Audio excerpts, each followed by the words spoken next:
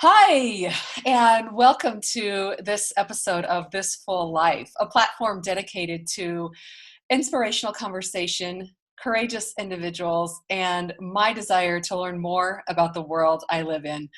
I'm Tara Davis, and on today's episode, I'm so excited to bring you my guest, Revital Shiri-Horowitz. And she and I have talked previously before this interview to just kind of connect, and I got off of that conversation. I was immediately enthralled with her life story. And so I've been so looking forward to bringing this conversation and this interview to you. And so I'm going to give you just a little bit of background on Revital, and then I'm going to let her do all the talking because she eloquently speaks of her life and her journey, which is just an incredible story. So let me give you just a little bit of her background. So she was born in Israel and grew up at the age of 10, started writing poems, started her journal. She served in the Israeli Defense Force, studied in Tel Aviv, and earned her bachelor's degree in Hebrew at the university. After graduating, spent years in London with her husband, returned to Israel, studied for a master's in geography and teaching, moved to Seattle, moved back to Israel. While in Israel, studied for a second master's in Hebrew literature at Tel Aviv University, and began writing her first book, Daughters of Iraq. After 3.5 years, moved back to the U.S. for the second time, where she had her fourth son, wrote her second book, Hope to See You Soon, returned with her family twice more to Israel, and is now in the United States. So welcome, Revital, to This Full Life. I'm so excited to have you today. Thank you. I'm excited to be here too. Thank you, Tara, for hosting me. You are so welcome. And so when we first started talking, I was, just smitten by listening to everything that you had to say. But what immediately caught my attention was that you served in the Army. And so tell us about that. How old were you? So service in Israel for women and men is mandatory. So when I graduated high school, I was 18. I joined the Israeli Defense Force and served for 2.5 years. I did a special program, which was quite interesting. And I always think about it as one of the most important experiences in my life. And when I think about it, I always think that I got more than I gave. And so are you, is it mandatory that you serve a certain amount of time, or was it just 2 years for you? It's mandatory to serve too. I was on a special program, so it was 2.5 years. People who becomes officers, etc., serves more. Men serves a little more than women. Mm-hmm. So yeah, you start with 2 and you can have a huge career in the Army. What was your experience in there? So I was involved very much with a youth group, and we went together and did a service where you can be with your friends. Some of the service we served in a kibbutz, which is a joint community. Some of the service I served on the borders between Jordan and Israel. And that was quite an experience. And we moved every 6 months to a different experience, where we went to we were on the border between Gaza and Israel. We were in Jordan, and we were in the south of Israel. There is a point that's actually the southest kibbutz in the world, and it sits just next to Eilat, which is the south point of Israel. So it sits just on the border between Jordan, Egypt, and Israel. So it was quite interesting. And tell me again, a kibbutz. So kibbutz is a joint community. It came from communism. It was when Jews returned, even before, there were waves of Jews immigrating to Israel in the 18th, 19th century. They were settlers, and uh, there were always the small areas, the cities where Jews lived in, like Jerusalem, ancient ones, Fat, Tiberia, more like the most holy areas Mm. where Jews lived throughout history. But Jews started immigrating to Israel in small quantities, and they wanted to live in equal um, society. Mm. So men and women established new places called kibbutz, and where men and women worked side by side and had kids and raised them there. Um, and even today, you can find lots of kibbutzim around Israel, but it has changed during 150 years that Mm. it's been there. Yeah. And you know what? When you and I spoke as well the first time, you shared a lot about your childhood, which I don't want to skip over because that's such a big piece of your writing, and your three books and your upcoming fourth book. And you told me that you still have PTSD. So give us a snapshot. Give us some of your childhood, your experiences growing up in Israel. So I think I always say that everybody who were raised in Israel has PTSD because every few years there is a war. When I was 2, it was 6 days war. When I was 8, it was 73 war, 1973 war. Um, and I remember as an 8-year-old that all outdoors lights were colored in blue. So the enemy, if they come with airplanes, they won't see that there are people actually living in the area. When if they want to bomb, they won't see it. I remember lots of sirens. Um, it's it's all over. And then after that it was Lebanon wars, 2 of them, and it's throughout the history of Israel that Israel has struggled just to keep existing and keep its citizens safe. And then suicide bombers, bombing buses. I remember when I had young kids, I was always nervous, even sitting in my car with my kids next to buses. I didn't even want to ride buses. Even today, going to crowded places, I get a little nervous. Mm. I can only talk for myself, speak for myself, but I believe that all of us have PTSD. Of Yes. some sort, right? Yeah.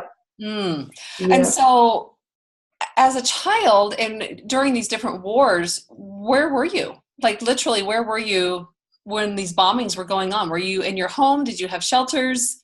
Yeah, we had shelters. Of course, we had shelters. So yes, we went to shelters. When there was bombing, we went to shelters, definitely. Mm. I remember the shelter when I was 8. I remember such a stinky one. And how long But were it you was there? fun for us as kids because everybody went downstairs to the shelter and we spent the night there. It was fun. But as an adult, you look at it, it's so Not so much. sad. It's sad. Yeah, It's I'm sure as a child, it could have been looked at as an adventure. Yeah, exactly. Mm. And how long would you be there?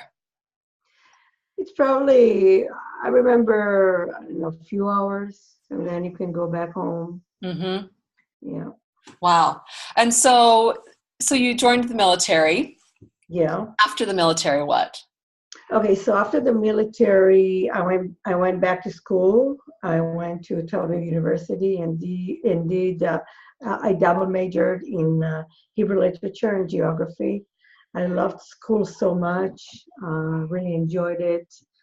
And then my husband and me met, and we spent a year in London. That was quite a year for me, because I remember how shocked I was that people speak about the weather, people speak about what they did last weekend and what they're going to do next weekend. Because in Israel, everybody were speaking all the time about what's going on around the borders, what's going on inside Israel, what's going on, I mean, just, existing. And in the beginning, I remember I thought, oh my God, conversations here are so shallow. And then I caught myself thinking, oh, we are the people who are living the life we should not live.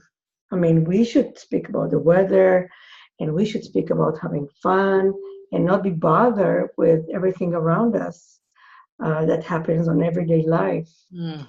So life in Israel is always stressful. Israel is beautiful. It's fantastic. The people there are welcoming and warm and nice. And every piece of Israel has history. And I warmly recommend traveling there, exploring the place. I know that everyone I recommended just fell in love with Israel. So go travel, explore.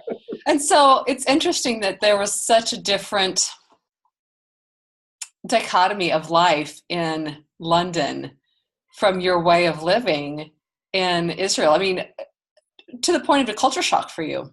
Definitely a culture shock. It was a year that really put me in perspective of how people live in other areas, of course, not traveled areas. Yeah. It was interesting, and I really enjoyed it very, very much. I could focus on myself. I could focus on my husband. I could focus on our daily life and routines, and it was nice. It was really nice. No stress. No stress, which is what I was just going to say. It's so interesting because, my husband has served in many wars, and he can relate to you. And I'm thinking in my own mind, I say this humbly, but I've lived such a privileged life in that I have not experienced what you have experienced in that that horror and that fear for my life. Like I don't have that experience, and so I'm listening to you. I cannot relate. I can completely empathize, but I cannot relate to having that a childhood like that, where I was in fear of if I was going to live or not.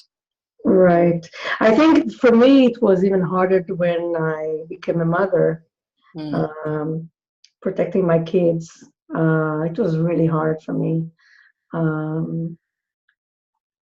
My responsibility was first for their lives, then for mine. So I had to think. I remember at one point I had to think when we went back to Israel and lived there for 3.5 years. I had to think what Israel was the greatest value of my life, that place. And I remember that I rethought it. What's more important, my kids' lives or the country I love? So I don't think anyone should go and have to choose. I mean, I think it's really abnormal for the society to think this way, and people do live in Israel and do raise kids, and it's fine. But there is also so many people who lost their kids in wars and suicide bombing. So it's like it's not easy, it's complicated. What took you back? I mean, you went back 3 times. Right. What kept taking you back, even with your children? To Israel? Israel is my homeland. I mean, I was born there. I was raised there. I write mostly in Hebrew. That's the main. Everybody asks, when you dream at night, in which language do you dream? So yeah. There is even a song about it, which is very, very nice song about an immigrant who came to Israel, but at night, late at night, he still dreams in Spanish. So for me, I dream now in Hebrew and in English. It depends on the dream, but um, this is the core. I'm very grateful to the place I live in. I'm very grateful every day to the fact that I live comfortable, not stressful life, and I really appreciate what I have. But I'm sorry, I don't know. My heart belongs there. I don't know. My Right. heart belongs there, And your and family. always will. Yep. And you have your family, your extended family is still there. Yes. Right, and friends, lots of friends. Yes. Right, yes. And so let's transition into your first book. Okay. Yeah. Let's talk about that. What brought your desire to start writing books? And how did this one come about? Okay, so that was a late career. I went to school for so many years, studied for many degrees, became a mother, and I taught also. I was a teacher, and I still didn't know what I want to do when I grow up. When I turned 38, I did my master's degree in Hebrew literature in Tel Aviv University, and I focused on women's studies. And one day I came home and I was pretty upset about the way our professor spoke about Jewish women who came from Arab lands. And to those who are not very familiar with Jewish population came to Israel from all over the world. There was a big Jewish population in Europe. 6 million were murdered in the Holocaust, and there were also Jews in Arab lands. And my parents came to Israel from Iraq, and I was upset on how she spoke about the women who came from Iraq to Israel, being simple and very much listening to the man in the family, not having their own voices. And for me, it was so weird because in my family, nobody really experienced such a thing. I didn't like the way she put that in her. This lady who wrote about a story about a character who came from Arab land, and I didn't like the way she put that in her book. So I spoke to my aunt, who's also a poet, and I called her and asked and said how frustrated I am with that. And I said, how come nobody wrote our family story? It's about time somebody will do that. And she said, I totally agree with you. She said, why don't you write it? And I said, me? I'm not an author. So everything started then. And I'm very stubborn. You can ask my husband about that. I thought, I'm not that. She said, I think you should start. I'll help you a little bit. So we started together, and then I found myself putting another chapter and another chapter and another chapter. And after 5 years, it became a book. Speaks about women, actually. And I know lots of men read that too, but it's about the life in Iraq for Jews, the Zionist movement, Holocaust, what happened to Jews in the Holocaust there. It's a fiction, so it's not heavy, but you learn the history facts.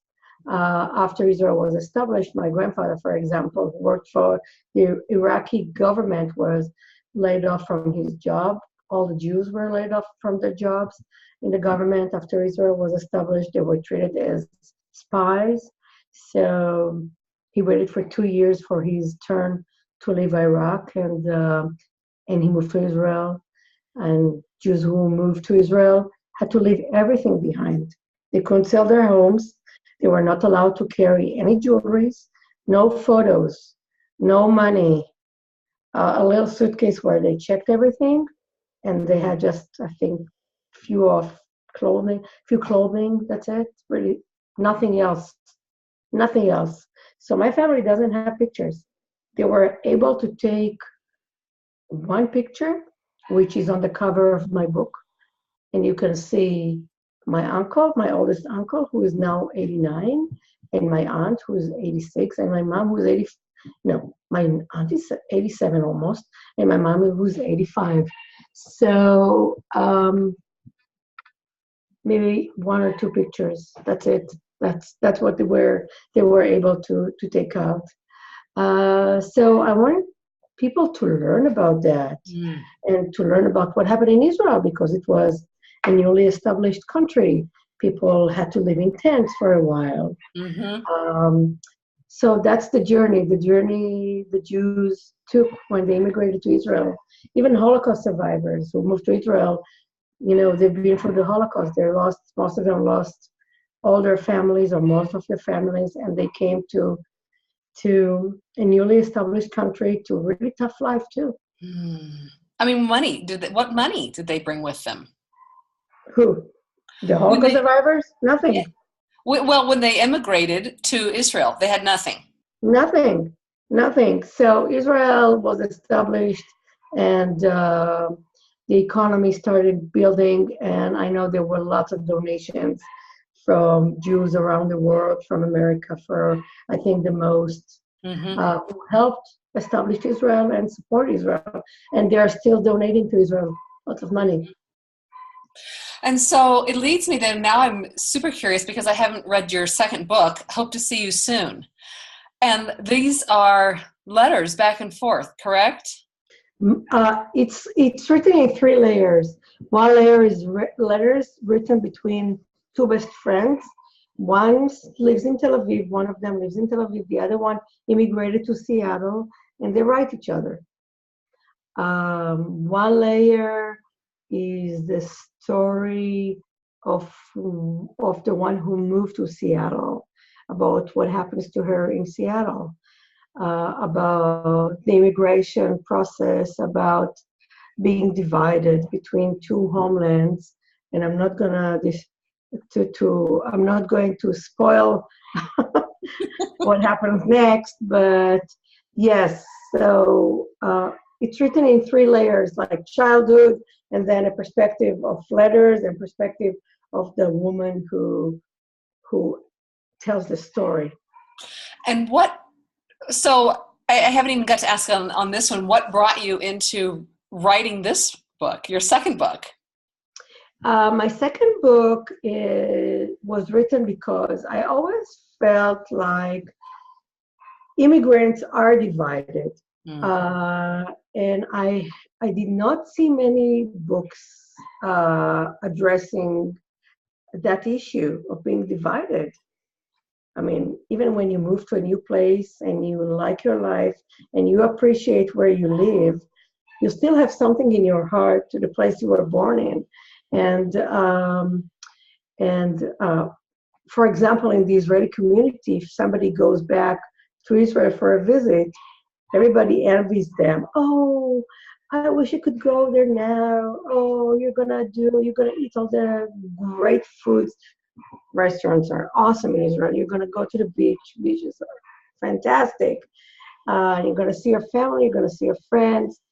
And people who live in Israel, always, I had the feeling that they envy all the people who live abroad. Oh, you live in America, you must be rich.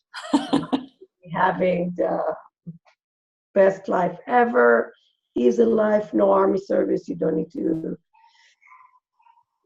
I don't know, it's easier life, so we envy you. So I wanted to balance it a little bit and show that actually, you know what, it's not 100% anywhere, and what we really need to focus in life is just being happy and appreciating what we have. It doesn't matter where we live. I agree with you. And it's so interesting that we always think the grass is greener on someone else's yard, right? That's exactly how I put it. The grass is greener on the other side. Yeah. And so, and amongst writing these books, so you continued to move back and forth. Yeah. And you've got 4 boys I now. do. And so you now have a third book. Yes, that's my new book. And this is the one who actually has my soul and heart in. I heard And all about it. okay, so about 6 years ago, my mom came for a visit, and that visit was so hard for me. Um, it was mirroring things I've seen throughout my life, but I didn't really understand. I saw a behavior that was very extremely painful for me. And after she left, my husband encouraged me to go and see a psychologist. And when I just sat on her sofa, speaking for 10 minutes, she said, "Oh, you're a daughter of a narcissistic mother. Here, take a few books, go read about it." And that opened a Pandora box. Mm. And also, I'm very grateful to her because To her, the psychiatrist, or your mother? the psychologist, and actually later, I read Karen McBride's book, Will I Ever Be Good Enough? And I went to 2 workshops with her. She specialized in daughters of narcissistic mothers, and I always say to her how she saved my life. I always thank her because she did. I mean, it's not that I would have killed myself. It's just that the quality of life for me is way better than it used to be before. I understand things. So let's talk about a narcissistic mother. What is Okay. narcissism? What's that personality? What does that look like? So narcissism, the main issue for narcissism is that they do not see anyone but themselves. So if you are a daughter of a narcissistic, you're like their hand. Um, there are no boundaries. There is no empathy. Zero empathy. Um, they focus on themselves. Uh, everything has to do with them. Mm. If they're not in the center, they will do everything in their power to become the center. It doesn't matter in which expense. I mean, what price other people will have to pay. And I think from reading, if I remember correctly, that attention, that desire and that need to be the center of attention, it can even be negative attention. It doesn't have to be good Definitely, attention. definitely, yes. It doesn't matter what kind of attention, as long as as it is attention. Mm-hmm. So it can be negative, it can be positive. It doesn't matter. They are very manipulative, very manipulative. They will turn people against each other just to become in the center. It's a borderline illness. It's a mental illness. Mm-hmm. And so how did this affect you growing up? So let me ask you this. So when you went to the therapist and you had the realization that my mother was a narcissist, and so growing up, I mean, it almost as if I can imagine that someone, lifted up a blind and you could then see your childhood for what it was. And so how was that affecting you throughout your childhood? I went, it took me a year and a half. I went back in my memory, in my head, and I reread my life. Mm. I looked at memories I had. I looked at things I was told. I look at things I was told about myself. I looked again at things that were told about my siblings to me from her, and about everything else in my life. In that process, not only first, in the beginning of the process, you understand. You go back and you remember. You look back and you reread, and then you just mourn the childhood you never had. Mm. So, and this is a long, painful process. I was never really a child that was loved because my mom didn't really know what love is. Mm. So even thinking that I didn't have real love in my life, like I went through, why wasn't I deserving love? Is it me? Mm. I know it's not. I know it's not me. I know for sure I deserve to be loved. But it took some time in the process to understand that, because I think there is a huge gap between the brain and the heart. It takes time to close all the gaps, and there were really huge gaps that had to be closed. Right. And so as you are going through therapy and realizing all of this and almost reliving your childhood again and consoling that little girl, what then sparked in you to write your latest book? Okay, so I started writing the book for myself. Mm-hmm. Just when you put words, okay, I think I need to explain something. One of the things that is very problematic in a narcissistic environment is that the people who are narcissistic, they shake your ground. If they shake your ground, they can control you. They say that it's your imagination, like if I go to the post office with my mom and she lies the clerk there, the person there, and I ask her, and he gives her what she wanted. Okay, we get out of the post office. I say to my mom, "Mom, why did you have to lie? You would have gotten it anyway." She would say, "It's just your imagination. I didn't lie." Okay, a little girl thinks when she hears so many times that everything is her imagination, she thinks that what she sees is actually not true. What she feels is not true. If she feels hurt, it's not true. She's not hurt. She's not really hurt. Mm-hmm. When she's mad, she's not really mad. Every single feeling and every single thing gets shut off. So you're numbing your feelings, Mm-hmm. you're numbing your emotions, okay? And you're not listening to yourself. Like I can, I don't know, flip. I had still today, I'm sorry to tell, like I can bump into a table and say, ouch, and forget about it. And it's still painful, Right. but I don't even feel the pain because, It's been shut and off. I taught myself to shut off even pain, physical and emotional. Okay. And then I see the bruising and I say, oh, it was painful indeed.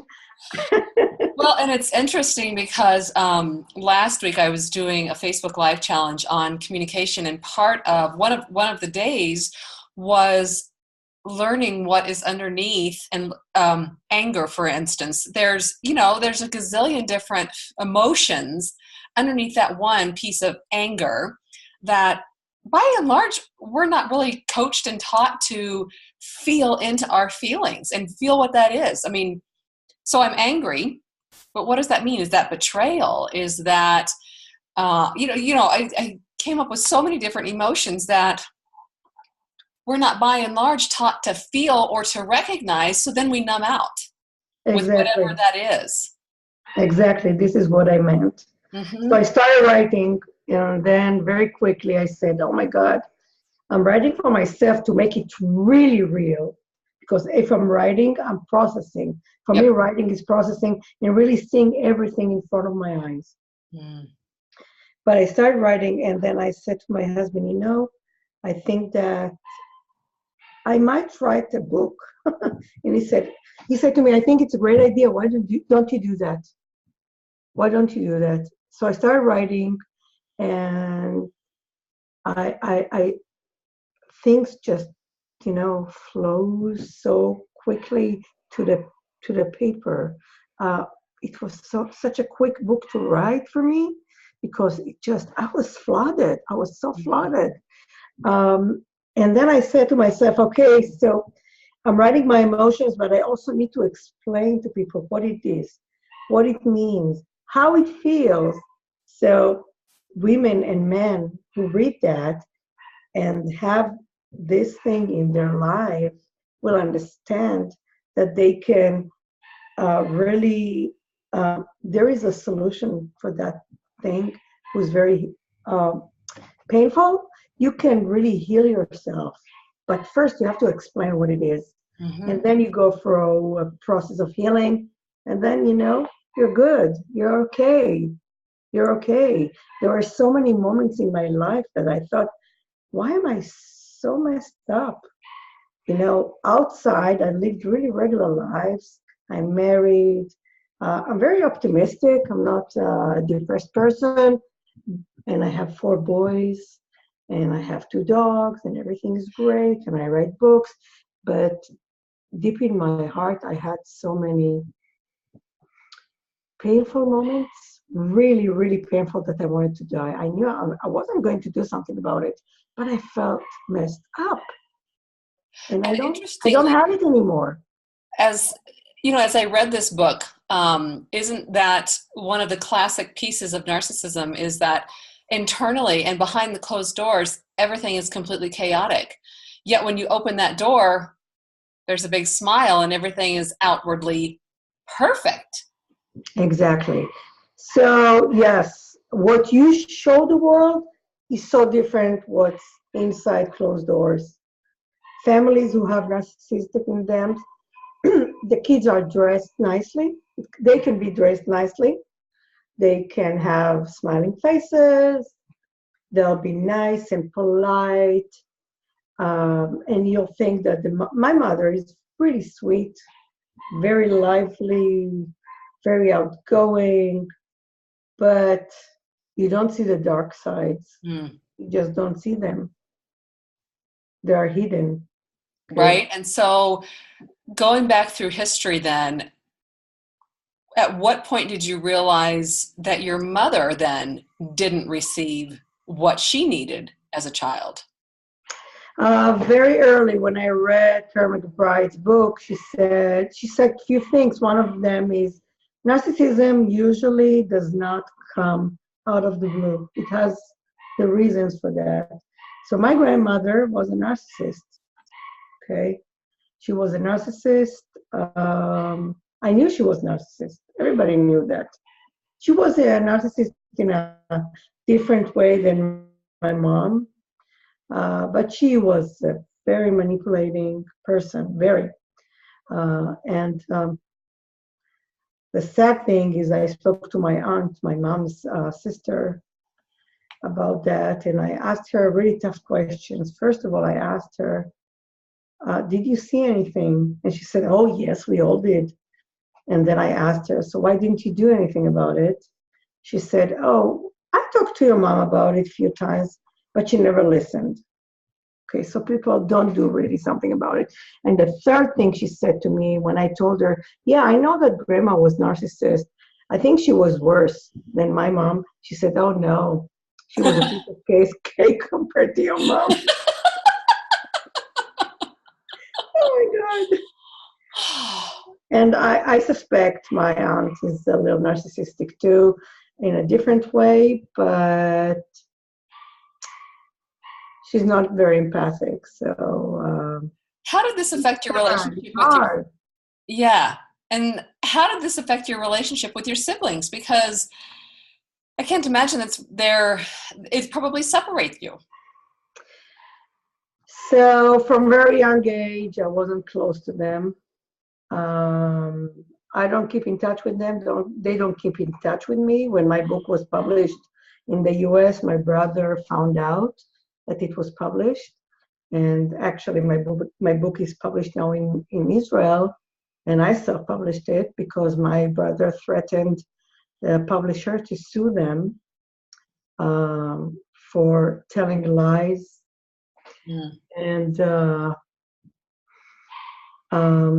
the publisher decided he doesn't want to go to court with anyone, so he backed off. And I told him, you know what? I'm going to publish it anyways. Nobody will scare me. That's the end of it. People threatened me, scared me, manipulated me. I'm not willing to handle it anymore. Mm.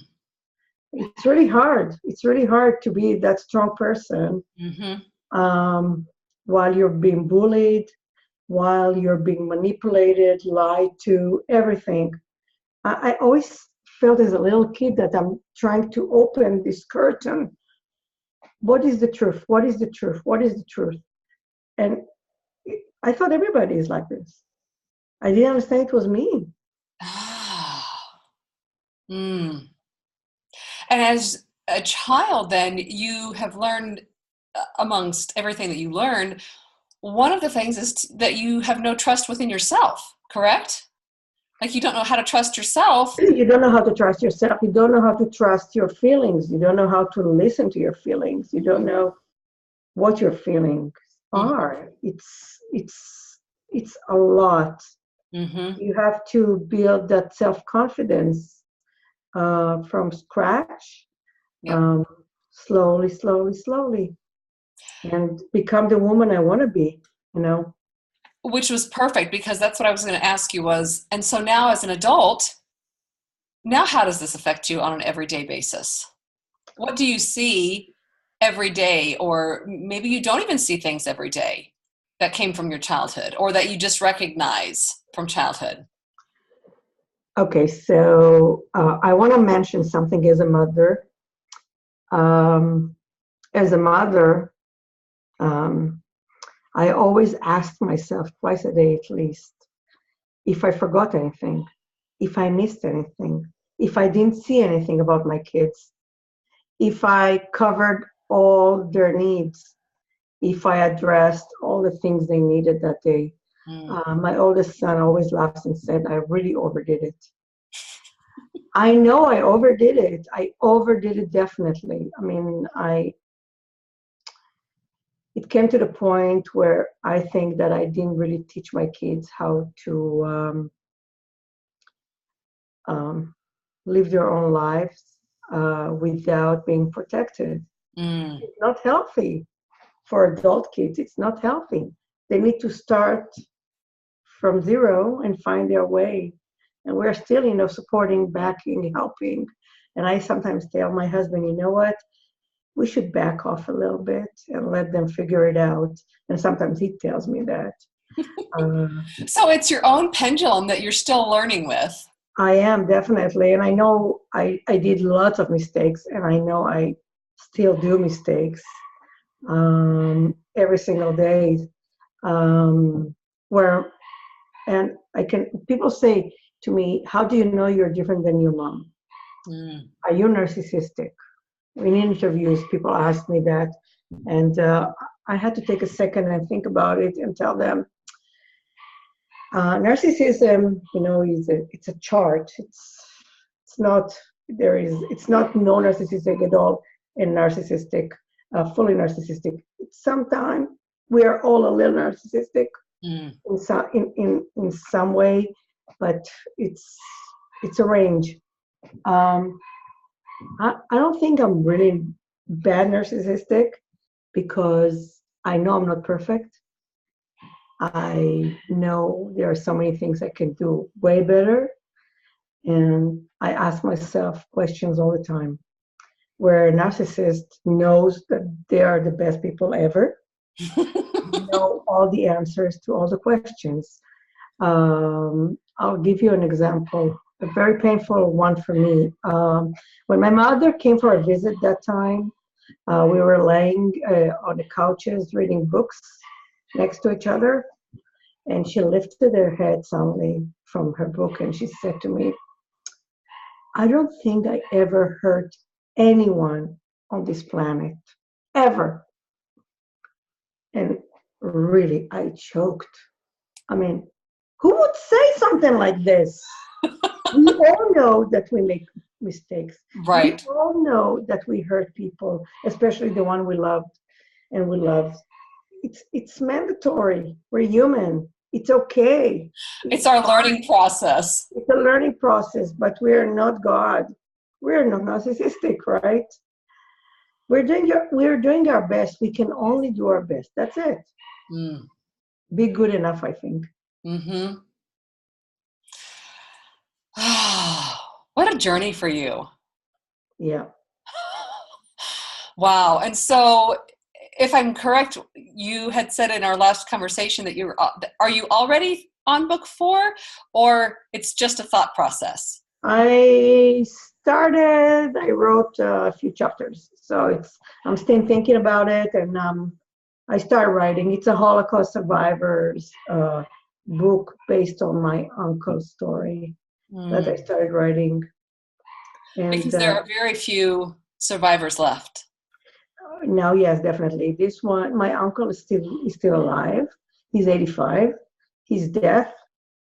He had blood cancer. He is blind. He sees only from the sides of his eyes, but he's still alive, and he's still speak to me, and I always listen to his stories, and I love him dearly. So yeah, I want to write his story. Hmm. It needs to be told. It needs to be told. Yes, he had a very unique story. He was born in Poland, and they escaped to Russia and their journey there. But Mm. they survived. Most of them survived. Mm. Some of them died because of diseases and the freezing temperatures, but most of them survived. Mm. So his story is really interesting. Thank you for sharing today. Thank you. Go get my book. Express your imagination. Yes, I Available was just, everywhere. yes. So give us a plug. Give us your website and give us again the names of your 3 books. Okay, my first book is Daughters of Iraq. My second is Hope to See You Soon. And my third is It's Just Your Imagination. And I'm Revital Shiri-Horowitz. Go look for me. Look at my website, www.revital,